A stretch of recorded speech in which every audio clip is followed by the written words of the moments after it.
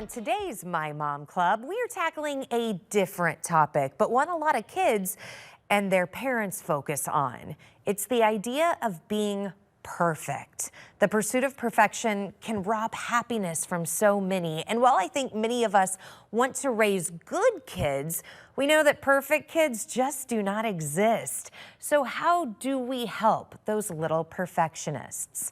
That's where our friend Allie Gannon comes in. She is a counselor with Modern Wellness. Welcome back to My Mom Club. Thanks for having me again. Really excited to talk to you about this because this is actually an idea that Allie pitched because you see this so much in your practice, the idea of being perfect. How is that impacting your clients? Yeah, it's definitely something that I see that is very prevalent.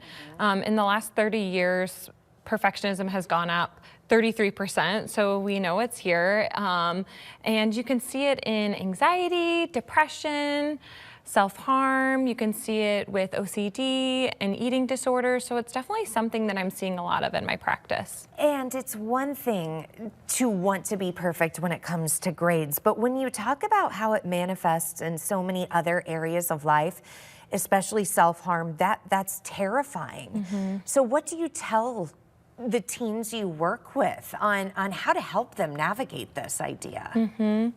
You know, perfectionism has a lot to do with this discomfort around being vulnerable, being a failure, how you appear to others. And that's definitely something we can work on in therapy and talk about and get to the bottom of it.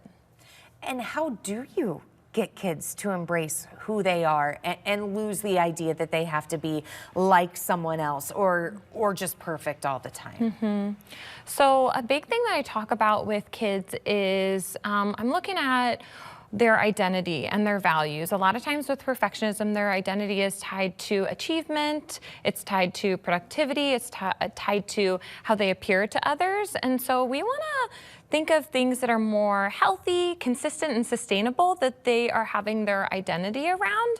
And so that could be creativity, it could be courage, it could be the love for learning, it could be empathy. Those are all just so much more sustainable and consistent for them to identify with. As a parent, I know my son is young, but I'm already thinking of different ways that I can speak to him as he grows. That, as you mentioned, empathy, creativity, being brave instead of you got an A or you have to get an A. It is a two-way street because parents want their kids to live up to their expectations, but also parents can see how amazing their kids are, and you want them to fulfill that.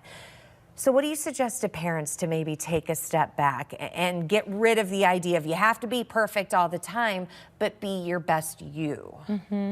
It's definitely this fine balance with parents because you want to encourage your kids, but you also, you don't want to push to perfection. And so a key there is to explore mistakes with them. And a good thing you can do as a parent is to model mistakes to them. And I have a lot of fun with this in sessions with kids that I know are perfectionists. So it might be something where I'm intentionally spilling something, I'm messing up my art project, I'm losing the game, and then I'm modeling to them how I work through that. I'm talking that out loud, and you will be surprised how many kids start to match your language on how you deal with mistakes when you show that to them. I learned so much in this very brief time. Allie, thank you for being part of My Mom Club. Thank you for having me. As I mentioned, Allie came up with this topic. I'd like to hear from you, friends. We're always looking for new ideas to explore on My Mom Club. So please email me ideas at laura.hediger@firstalertfor.com.